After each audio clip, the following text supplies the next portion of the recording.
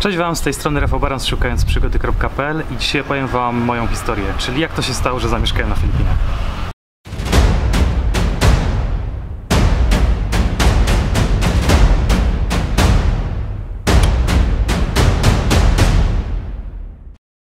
Z tego, co kiedyś czytałem, wynika, że podobno 80% ludzi zaczyna podróżować, ponieważ mają problemy z sercem.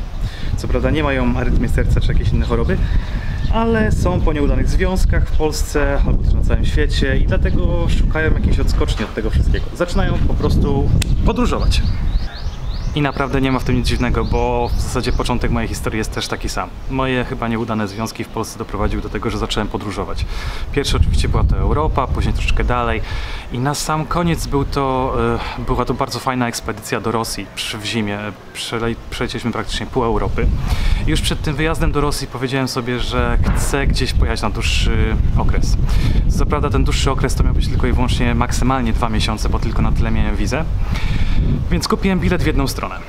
Po tym jak wróciłem z Rosji, wykorzystałem ten bilet i przyleciałem na Filipiny. Na samym początku mojej podróży chciałem się zatrzymać w jakimś bezpiecznym miejscu. Chodziło mi o to, żeby mieć kontakt z Polakami, ponieważ mój angielski był naprawdę na poziomie podstawowym. Więc znalazłem ofertę Damiana Drążka, czyli Ucieczka do raju.pl, jak pewnie go kojarzycie. On wtedy miał jeszcze hostel taki mały na Sykichorze. I tam się zatrzymałem przez pierwszy miesiąc. Też mi zależało na to, żeby mieć przez cały czas dostęp do internetu, bo kończyłem swoje projekty, które zacząłem w Polsce. Wtedy tak cały czas już pracowałem online, więc mogłem się bez problemu poruszać, ale musiałem mieć dostęp do internetu. Po niecałym miesiącu stało się coś nieoczekiwanego, a mianowicie poznałem parę z Polski, Natalię i Roberta, których bardzo serdecznie pozdrawiam. I oni zaproponowali mi, że chcą zostać jeszcze na dłużej, czyli przynajmniej pół roku na Sykichorze. Wtedy też wpadliśmy na pomysł, że jeżeli oni chcą zostać, ja chcę zostać, co wtedy już wiedziałem, że na pewno tą moją podróż na Filipinach przedłużał parę miesięcy. Więc wpadliśmy na pomysł, że wynajmiemy sobie wspólnie mieszkanie, bo wychodziło to dużo taniej, było to w bardziej rozsądnej lokalizacji, gdzie mieliśmy dostęp do wszystkich restauracji, resortów i innych fajnych miejsc imprezowych również. Więc tak też się stało. Po miesiącu u Damiana przeprowadzenie się do nowego mieszkania, które pewnie widzieliście na jednym z pierwszych filmików. I tam zaczęło się całkowicie inne życie. Pech niestety chciał, że Natalia i Robert musieli wyjechać z Filipin, ponieważ dostali całkowicie inny kontrakt i musieli wracać do Europy. No ja zostałem sam na mieszkaniu. Ale nie było tego złego.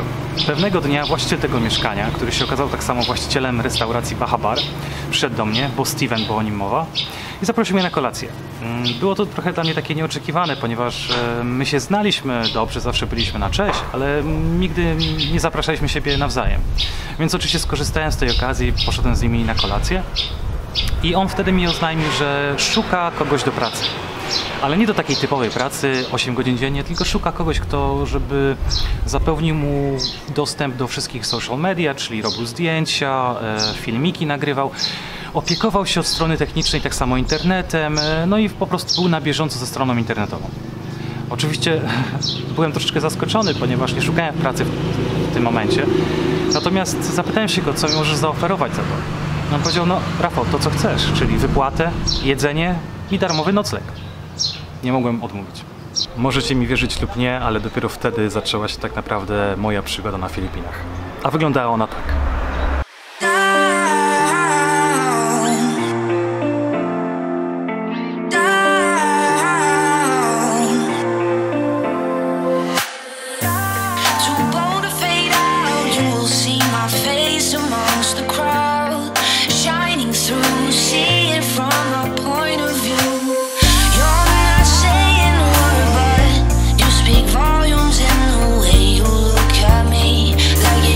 To breathe.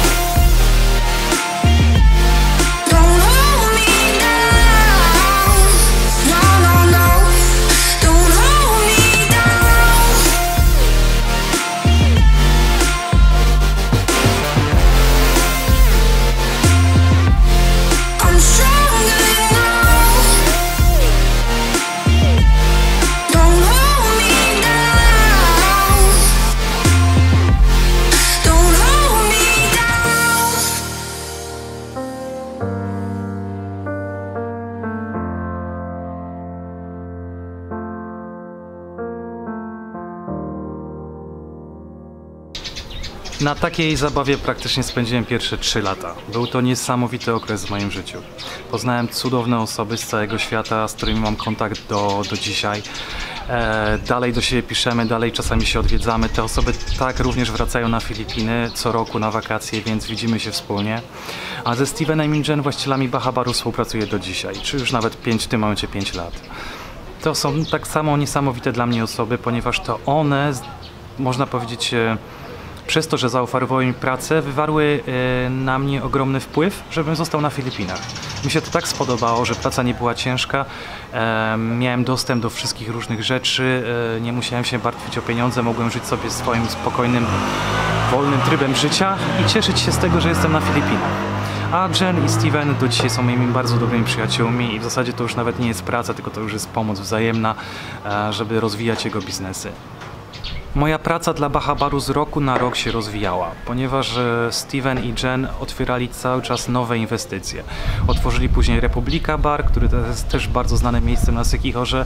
Otworzyli też Fazenda Store, czyli sklep z produktami takimi bardziej dla obcokrajowców, czyli kiełbasy, szynki, piwo kraftowe zaczęli produkować jako pierwsi na wyspie Sykichor. Dlatego ja coraz więcej roboty miałem i coraz przyjemniej się tak naprawdę tam pracowało, bo było więcej roboty do robienia. I wreszcie przyszedł czas na miłość. Oczywiście podczas pierwszych paru lat miałem tam różne związki, krótsze, dłuższe, przelotne znajomości, ale jedyna osoba, która wywarła na mnie tak pozytywne wrażenie, była to Christine, czyli moja obecna żona.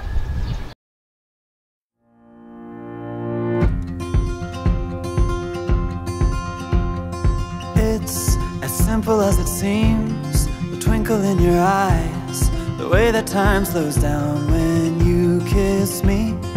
As we fall asleep in a bed of butterflies, just close your eyes and then you'll see it. You don't ever have to look too far. You don't have to cover up your scars. You're perfect, darling, just the way you are. So before you think to rip yourself apart, open up my heart and you'll find love, love, love, love, love, love, love. Open up my heart and you'll find love. It will never grow old, even when we grow up.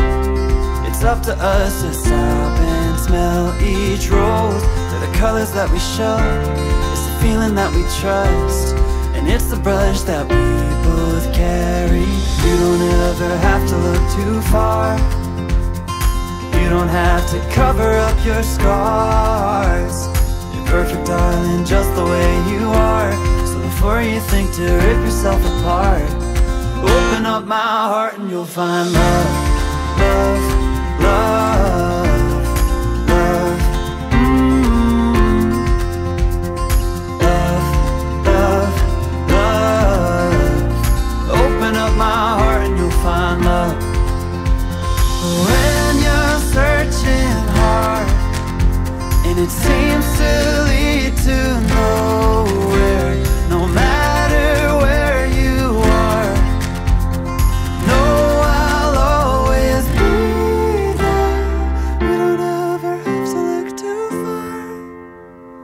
You don't have to cover up your scars. You're perfect, darling, just the way you are. So before you think to rip yourself apart, open up my heart and you'll find you don't ever have to look too far. You don't have to cover up your scars. You're perfect, darling, just the way you are. So before you think to rip yourself apart, open up my heart and you'll find love, love, love, love, love, love, love. Nigdy wam nie mówiłem o tym, jak poznałem Christine, ale była to taka niecodzienna sytuacja, ponieważ mieszkając na Sykichorze jeden pokój miałem wolny, więc zacząłem wynajmować go na Couchsurfing, czyli na tym portalu, gdzie za darmo ktoś może do ciebie przyjechać, przenocować, wtedy tam zbierasz reputację i tak dalej. Zamknąłem to konto bardzo szybko, a w zasadzie zawiesiłem je, ponieważ dostawałem, słuchajcie, 20 wiadomości dziennie. Okazało się, że jestem jedyną osobą na couchsurfingu tego czasu na całej wyspie Sykichor, dlatego wszystkie osoby z całego świata do mnie pisały, a już po prostu nie miałem czasu odpisywać na te wiadomości. Dlatego zawiesiłem to konto. Pech chciał, że akurat moja obecna żona napisała do mnie na tym koncie i akurat nie szukała noclegu na Sykichorze, ale szukała na Bohol. Myślała, że akurat ja mieszkam na Boholu, dlatego napisała do mnie i napisała po prostu hi. No a ja jako osoba, która i tak konto miałem zawieszone, odpisałem mi dopiero po chyba 2 miesiącach. Po czym dostałem od niej wiadomość zwrotną, że jestem hamem, burakiem i coś w tym podobnego, ponieważ odpisuję po tak długim czasie. Jak przystało na prawdziwego dżentelmena, chciałem stanąć na wysokości zadania i zaprosiłem ją na kawę. Ona mieszkała w Dumaguete, więc musiałem się dostać na sąsiednią wyspę. No i przyjechałem. Oczywiście zrobiła to, co każda Filipinka, czyli spóźniła się 2 godziny na spotkanie, no ale warto było. Od tego czasu w zasadzie to ja starałem się za nią podążać, to ja starałem się z nią umawiać, a nie ona ze mną. Dlatego podobało mi się to, ponieważ jak wiecie, na Filipinach poznać Filipinkę nie jest trudno, a ona stanowiła pewnego rodzaju wyzwanie. To ja musiałem się starać, żeby być z nią.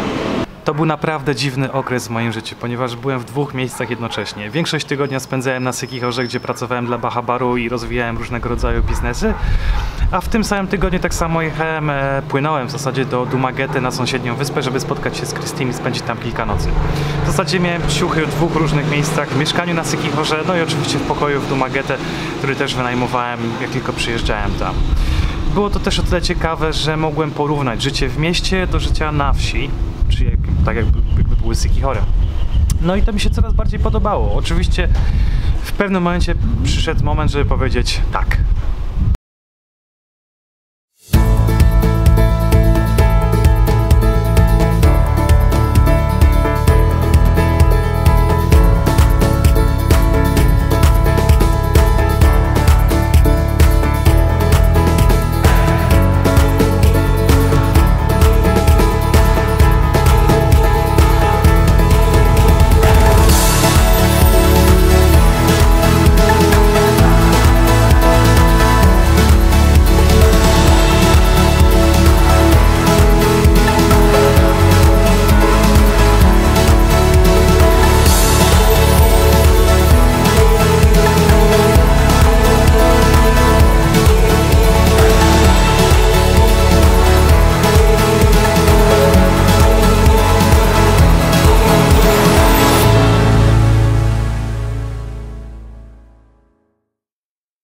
Nasze wesele odbyło się w Dumaguete na Filipinach. Zostało zaproszonych ponad 200 gości. Osoby przyjechały z 8 różnych krajów.